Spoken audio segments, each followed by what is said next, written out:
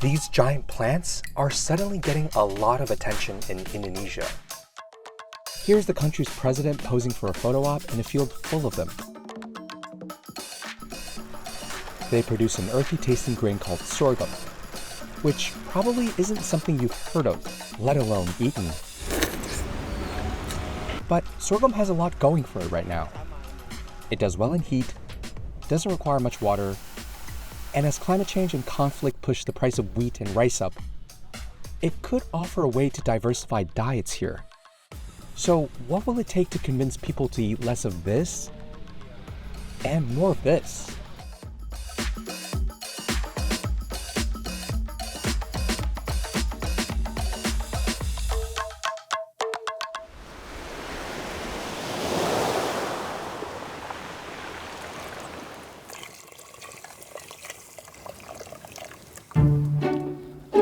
This is Maria Loretha.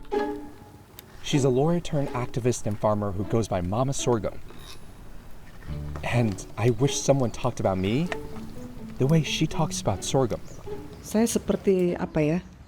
Ketika pertama kali saya makan, lalu saya menanam, seperti orang jatuh cinta dan saya nggak mau lepas lagi. We're with Mama Sorghum in Adonara, a small island in eastern Indonesia. Wow. Makasih. Hungry. Thank you very much. Yeah. She's serving a porridge of sorghum mixed with rice for breakfast. It has this earthy flavor. It's very chewy. No, I really like it. Rice is a part of almost every meal in Indonesia. But that wasn't the case until the late 1960s. That's when former President Suharto came to power. His rule over Indonesia was marked by economic growth, but he also oversaw military repression and corruption.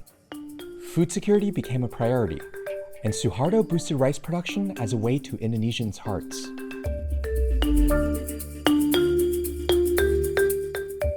Today, rice provides more than half of their daily calories for most Indonesians, but the country doesn't produce enough.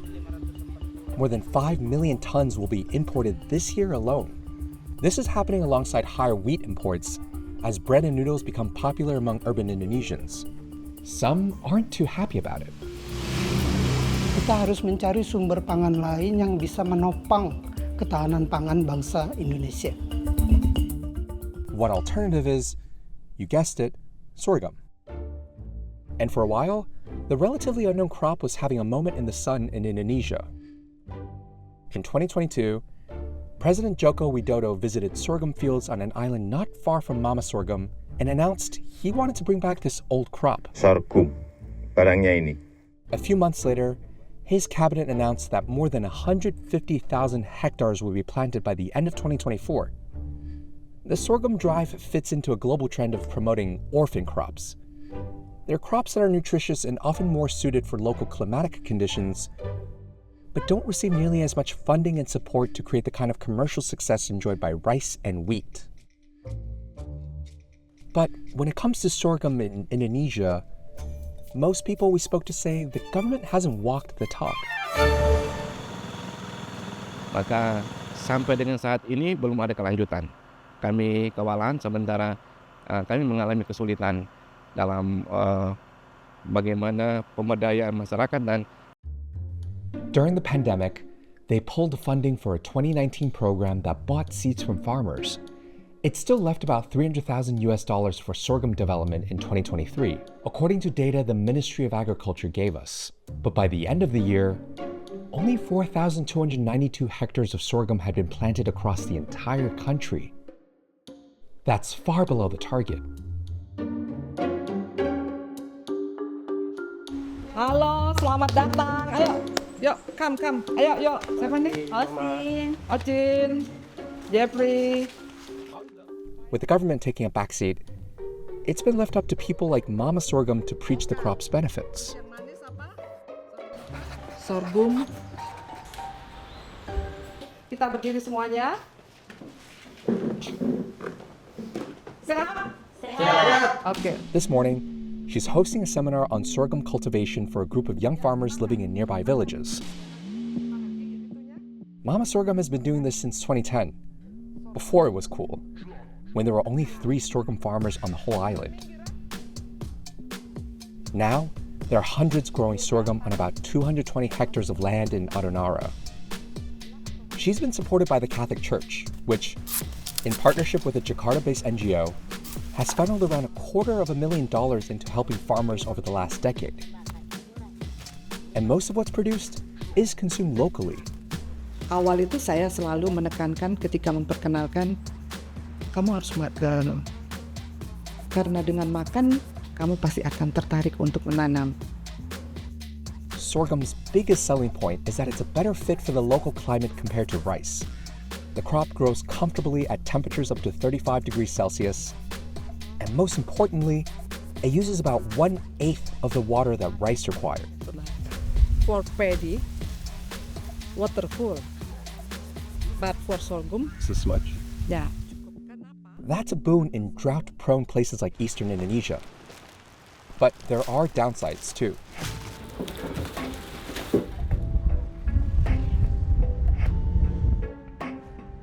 For every hectare of land, sorghum plants produce around half of the grain that rice crops do.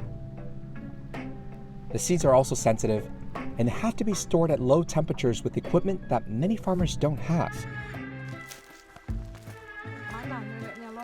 And its climate change tolerance, at times, has been pushed beyond its limit. Selamat datang. Terima kasih sudah menyambut kami. Gimana, sehat? Sehat. Sehat ya. Ini luar biasa ya. Tahun ini luar biasa. Tantangan alam luar biasa. Iya. Saya lihat. A long spell of drought has caused problems for farmers like Maria Loretha. In another blow, a volcano erupted on an island next to Adonara this year, destroying many crops and affecting fields further away like hers. Berhasil terus selama 5 tahun itu. Tahun ke-6, ke-7 tidak ada sudah. Tahun lalu sama tahun ini tidak ada. Kurang sudah. Then there's the process of turning this into something people want to eat. We're gonna eat a local dish called mie ayam. Things like this The noodles is produced with sorghum flour. and this. Chicken with soy sauce, but the sauce is from sweet sorghum sauce. Yeah. It's been a challenge for Novan Saturianto, a sorghum entrepreneur in East Java. It's easy to planting, but after that, the post-harvest, what they gonna do? Who's gonna buy it? Who's gonna use it? He processes about 200 tons of sorghum each year, half of which is turned into food products like noodles, and the rest into sweet products like sugar and a soy sauce like condiment. But the process is costly. And that gets trickled down to consumers. For example, a packet of sorghum rice, Yes. which is one of these, right? Yes. How much would this sell at an average supermarket in Jakarta? About 40,000 per kgs. Is that Maybe- expensive? Yeah, it's expensive 2 times than rice. Satrianto thinks it'll be hard for sorghum to compete directly against rice. People are too used to its taste, price, and availability. Instead, he tries to incorporate it in familiar foods like noodles, cookies, even beer. We have to make something that everyone already know about the food. Already know the taste, already know the texture, already know the character. Do you force your kids to eat this too? Yeah, I make a snack for my kids. The first person that when I have a new product is my kids. When he don't have a rejection, okay, I'm good with it. Sourdough, flatbread. Until production can scale up, sorghum remains a niche product in Indonesia. Its main clientele is health-conscious urban consumers who can afford their high price tag. It feels different but delicious.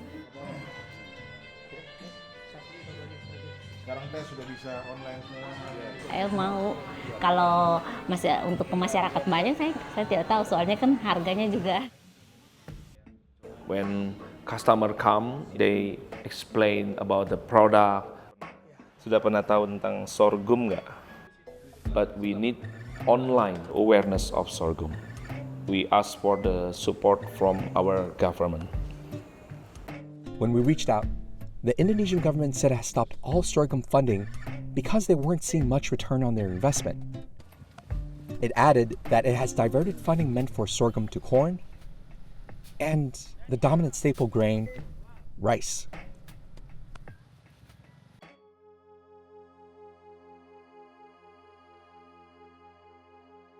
Terus mudah-mudahan ada hasil. Mudah-mudahan. Ada hujan, ada hasil. Far from the decision makers and consumers in urban Indonesia, Mama Sorghum encourages farmers to stick with sorghum despite the challenges. So basically, less of this, more of that. Yeah. She's confident that sorghum is here to stay in Adonara.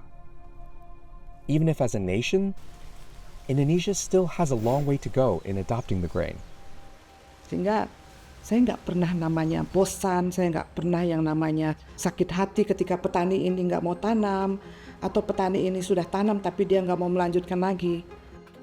Saya bermimpi bahwa kita daulat makanan. Daulat makanan itu artinya punya pilihan makanan pasti. Selain nasi, padi, jagung, tapi juga ada sorghum.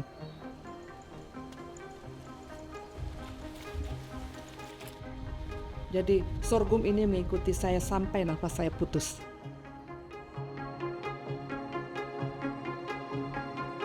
This is it. This is the end of our journey. It's a journey that's taken us across 3 different continents, 5 different countries, to film 5 different crops. And along the way, we've spoken to so many farmers and researchers, policymakers, food stall owners. Oh wow, look at this. There's a lot of problems, but there's also so many ideas and so much willingness to take on these problems. I've learned so much from this, and I hope you have too. And thank you so much for watching these videos. This is Rerooted. See you soon.